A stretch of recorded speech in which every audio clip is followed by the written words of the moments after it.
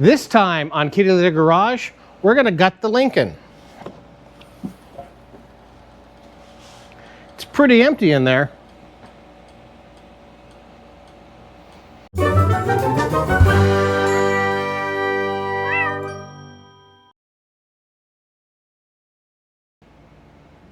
A couple of months ago, I stepped away from YouTube after a tragic event in my family. Since then, I've been out here working on various projects in the garage when I felt up to it, just taking one step at a time. Some days I had motivation, most days I didn't. And honestly, most of the time I didn't feel like picking up a camera. I just wanted to keep moving forward, keeping my head clear. The times I did feel like recording, I just set up a camera while I worked. My family has always been some of my biggest supporters in all of this, but my biggest supporter was my son, Jarrod. Even though he was 3,000 miles away, he was excited to see this project come together and even told his friends about it and invited them to check out the channel. So in honor of him, I am dedicating this project to his memory. Due to this, what you're about to see is mostly time-lapse video, but it shows progress that's been happening behind the scenes.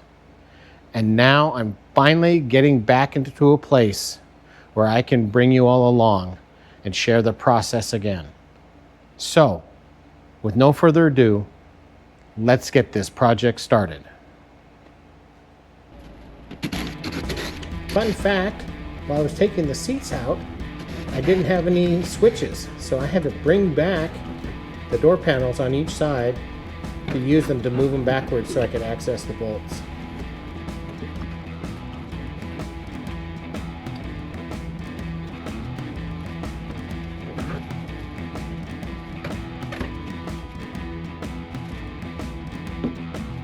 Another neat thing I found out about the seats was they had a cooling option, so when I turned them upside down, there was this fan underneath there with a filter on it that provided the air for the seats.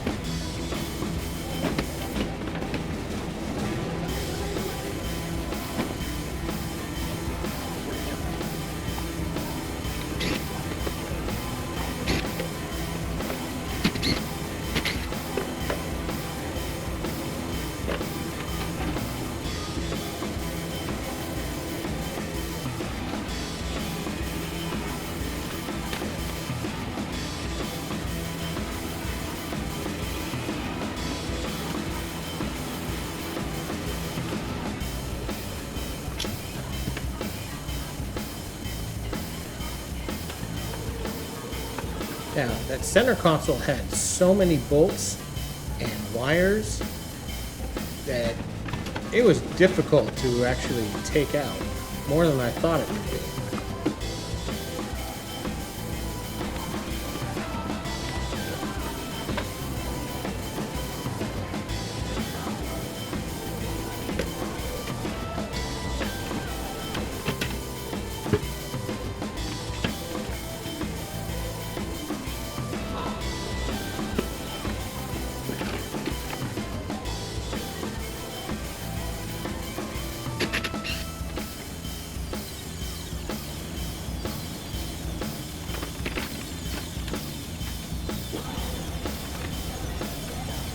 Those front seat belts were definitely an issue.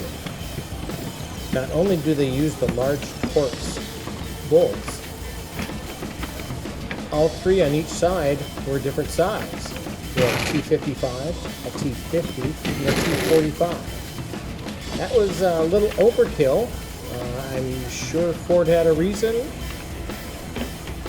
Maybe they needed to use up a bolt inventory or something.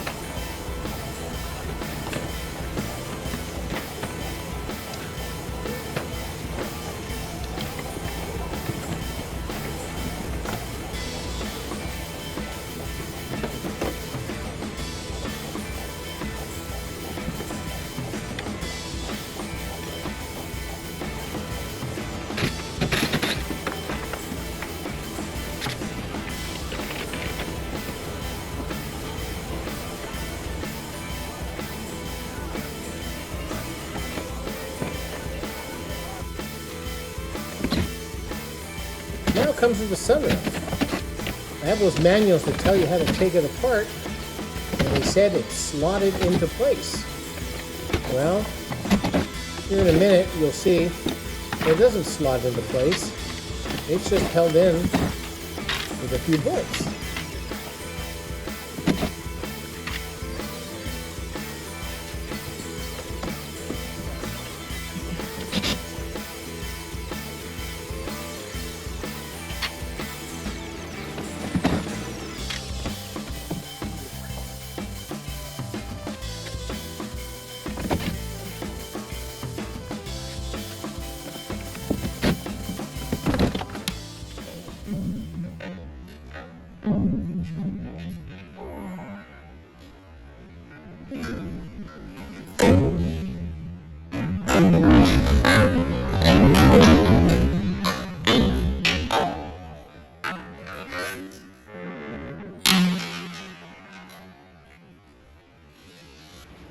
Good job.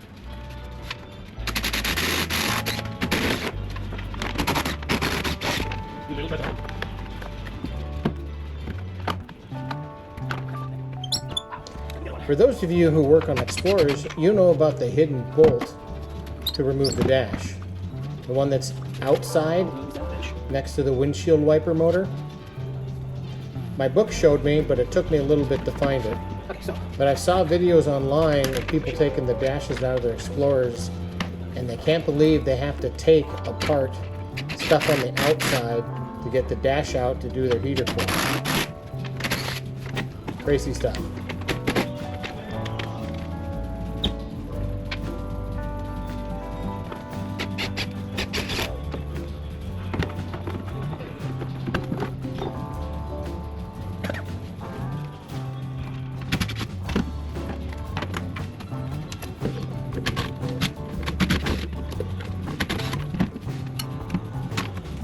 I had originally skipped taking out the shifter because I thought I could lift the dash over the shifter, but not so much.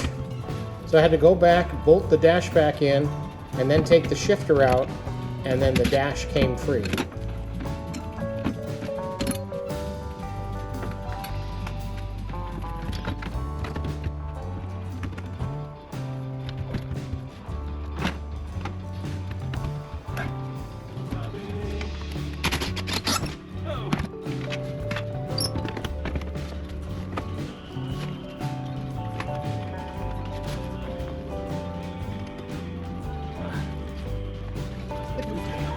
There are quite a bit of wires behind the dash that I still had to unhook before I could get the dash to come completely free. One was at the OBD2 port, a big cable for the stereo and the heating controls, and a couple of things didn't come out that I had to take with it. That couldn't find a connection for. So it came out of, the dash came out with a huge tail of wire behind it.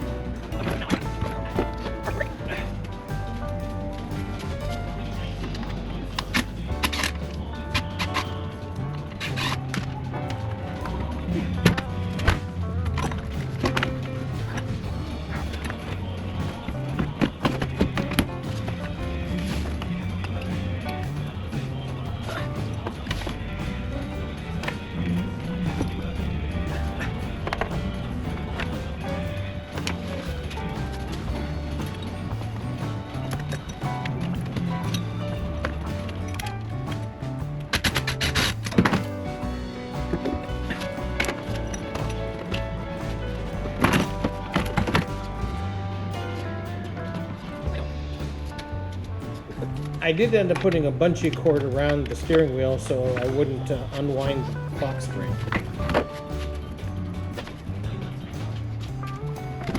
I did have to enlist the help of my wife to help me pull the dash all the way through the vehicle and set it aside. But that was the last big piece of the interior that I needed to take out. Well, I finally got every stitch of the interior out of this thing. And the only thing left, as you can see, is this wiring harness. This wiring harness is big. There are no more plugs to undo. It goes from the dash on both sides to these big blocks. You can see that one over there. And we've got the fuse box goes to those. And it's gonna be a lot of work thinning this harness out. But I can't break it down any further before we do that. But I do think I have everything completed to move on to the larger bit of this project.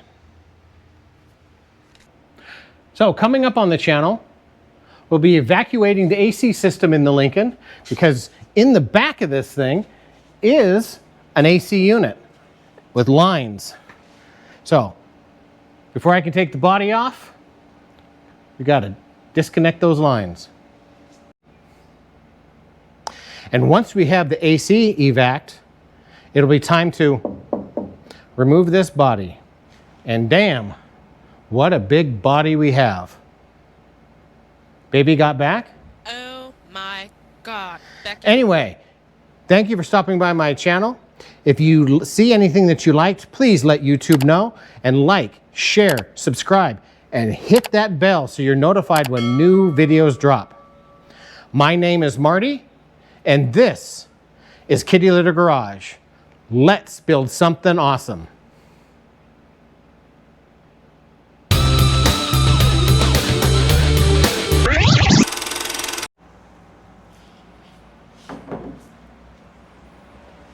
This time on Kitty Litter Garage, we're gonna gut the interior of the Lincoln.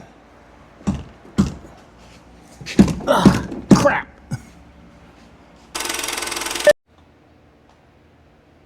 So coming up on the channel, we'll be evacuating the AC system in this. I have some exciting updates on the main project.